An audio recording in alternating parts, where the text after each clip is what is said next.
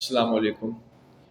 آج میں آپ کو مد نظر کا جملے میں درست استعمال سمجھاؤں گا۔ کل میں نے سمجھایا تھا آپ کو پیش نظر، امید ہے آپ کو سمجھ میں آ گیا ہوگا۔ دیکھیں، جب ہم جملے میں مد نظر کا استعمال کرتے ہیں تو اس سے پہلے ہم حرف مفعول لگاتے ہیں کو، اور اس کے بعد ہم فعل ناقص لگاتے ہیں رکھتے ہوئے۔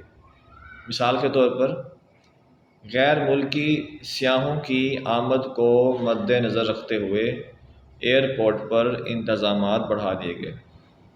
اس طرح ایک اور مثال کہ شہر میں وبا کو مد نظر رکھتے ہوئے لوگوں نے گھروں سے باہر نکلنا بند کر دیا۔ تو ان دو مثالوں میں دیکھا آپ نے کہ میں نے مد نظر سے پہلے حرف مفعول لگایا اور اس کے بعد میں نے فعل ناقص رکھتے ہوئے لگایا، اور یہی اس کا درست استعمال ہے۔ جزاک اللہ۔